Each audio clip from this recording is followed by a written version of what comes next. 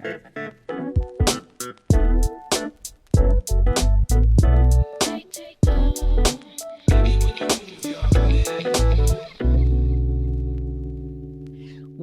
to the realest podcast you'll ever listen to. I'm LT. I'm Kiki. And we're here to talk blunt. Black ladies, unequivocally North Tulsa. Let's talk blunt talk. All right, Sean, you got some politics to talk for us? How do y'all feel about the election that's coming up? I'm going to let LT do that. I am trying my best to stay out of all the debates around the politics because this is going to be a very important election. I'm just going to start there. I'm going to say, I'm not going to necessarily get into the candidates, but I'm going to say this is an important election. I'm going to say that people fought for our rights to vote, and we need to make sure that we vote. What I'm also going to say is that, this is all I'm going to say, I'm not even going to drop no names, but I'm just going to say there is no such thing as black jobs. That's what I'm going to say. Who's going to tell him that the job he's currently seeking might just be one of those black jobs, those black jobs, one of those black jobs, those black jobs, one of those black jobs, those black jobs, one of those black. We need to vote, because if you think the rhetoric is just rhetoric, you sleeping. Democracy is at risk, and we are not going back. So I believe that everybody has a voice. We've heard both parties speak and express their opinions about the border, about abortion, about healthcare. And we get, I think this week or next week is debate with both presidential candidates. So that'll be very interesting and necessary to watch as Americans. And I think we need to be mindful that there are outside entities that want to control what happens in our country. It's not, like myth or whatnot. And those entities need to be dealt with. And we need to do our part as citizens and make sure that we exercise our rights to vote. Yeah, I'm personally just still struggling with January 6th. Yeah, for sure. It'll forever be in history. And to me, it's in my opinion, we don't even have an election and choices. It's very clear. It's very clear. January 6th is very clear to me. I think when a person show you who they are, you need to believe them. You're not going to get something different, no matter how we dress it up and how we make it look. Do you want to crook for a president? That's all I'm asking. Yeah, and I'm not even going to go there. I'm just going to say when they think on that. Yeah. You may never watch Blunt Talk again, but I just would prefer not to have someone who has a criminal record speak on my behalf. I prefer not to have somebody who think there are jobs that are limited for black people. Well, he did try to clean it up and say all jobs, but no. But you said they're taking black people's job. Well, what defines black people's job? I had a problem with that before the new candidate stepped in, and I'm not Democratic or Republican. Let me make that very clear. I'm not either one. I'm independent. I had a problem with, and I will always have a problem with, labeling what is deemed a black job. I think any job I set my mind on is my black job. I agree with that. Sean, since you brought it up, what's your 17-year-old mind thinking about the election? I actually never really. I think the concept of politics is necessary. I think how people argue about it is kind of stupid and kind of dumb. Because politics really separates households. It goes into a deeper level than just two people arguing about who's going to run the country and who's going to do more. Some people copy each other's ideas. At the end of the day, everybody's human and everybody's done bad things. I've heard some rumors about Kamala, I've heard things about Trump. I don't side with either one. No one's really picked my interest for real. reason why I like politics is for the drama and the plot. Um, I only really like it because, of course, Housewives of Atlanta. My sister makes me watch that, and I kind of like it a little bit. So that's the reason why I really like politics. So you think Housewives of Atlanta is political? Not really. I think it's they argue. And they have just as much drama as each other. I actually somewhat agree with what you just said, which is why I try my best to stay. I'm gonna be honest with you. I hate political season. So you and Mr. Wilson don't have. No, hold on. Let me go back. Okay. I hate. Let me be clear. I hate political season because I know what's going to happen in my house. I know where the TV is going to be, and I know all of what I'm going to have to hear. And sometimes I just want to turn it off. I don't want to hear all the nonsense. As Sean just said, it's a bunch of back and forth, and it causes division in places that it doesn't need to or have to cause division. You're not the worst in people, honestly. And you learn things about people. I'm just going to say we just need to. I think people just think about what we put out. Yeah. Political views. I may not like your political view, but then you don't have to come and trash my house because I don't like your political view. I think sometimes it gets, well, no, not sometimes. It can get out of hand, and that's the part I don't like. And that's the part that is frightening for me is when it becomes unsafe. Right. Because I feel like yes, Mr. Wilson, you got something to say? Yeah, I always got something to say, but come to the mic. Everybody's ignoring me. Come to So, all of this has been interesting, of course. My question is, so we're talking about in this election abortion, and we're talking about everything else that goes with it. The border Women's and rights. women's right. We'll just take the women's right.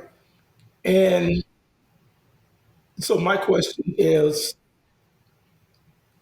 you got women's rights. You're talking about rights, specifically around abortion, and then you got somebody that the Democrats are trying to take your First Amendment rights away, freedom of speech. So, are we not still talking about freedom of choice either way? Freedom of speech is a freedom of choice. Birth control rights are a choice, a free choice.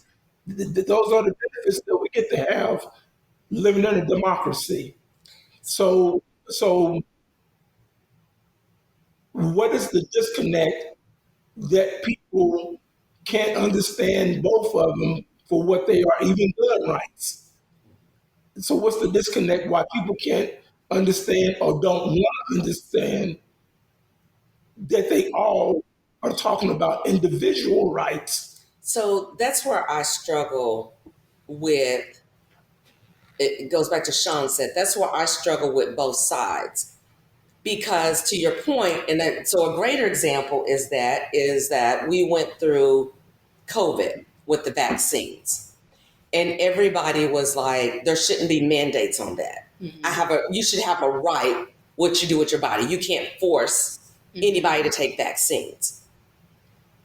But the same people who said that turn around and now they want to take your right to make a decision about your body. And let's be very clear. I want to be very clear, because I think you introduced that. I am in no way endorsing or for abortions. No way. However, I don't get to tell you about it either. I believe in a woman's right to choose. I have, I just think unless you walked in a person's shoes and understand what's going on, I believe in one of the conventions, they had a young lady there who had gotten pregnant by a relative and chose to have an abortion. Um, she was young when it happened. I want to say like 10 or 12.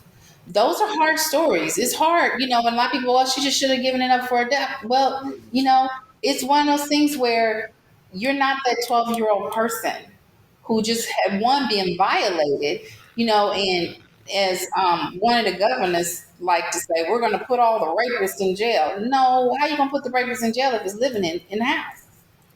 So, I mean, I think that we have to be considerate of what's going on in our country and understand that people are being put in situations, children are being put in situations and being forced to have children. And that needs to be dealt with. It's a whole nother topic that we don't deal with as a country very well. I agree with you, but and so this kind of goes back with those things that we don't talk about, because I feel like that if we did more talking and interventions, we could probably prevent some of the abortions that do happen. Because I also know that females like that, you don't just have that abortion and walk away from it. There is a lot of emotions and scars that people deal with for the rest of their lives. So did that 12-year-old or even the ones that was around her that helped make that decision understand the impact that was going to be on her life? So understand her daddy coming in her room and having sex with her. That's number one. And that needs to be. And so to me, that's the issue. There's two issues here. There's a child carrying a baby that was fathered by a father or a relative, an uncle, a grandfather, whomever it is. It happens. It's real. And 12 is old. A lot of these kids, you can reach puberty at 10. So should that child be forced to have a baby, give it up for adoption, there's emotions that go wrong with that. So I'm absolutely always for the individual and what they have to live with. Because I can't tell a 10 or 12-year-old what it's like to be sexually abused by a relative and then have to carry that baby to term and then potentially have to get that baby up. I can't comment on that conversation. A point that was brought up. I can't remember if Tanya, you made her or you Cam. LT Kiki. LT and Kiki.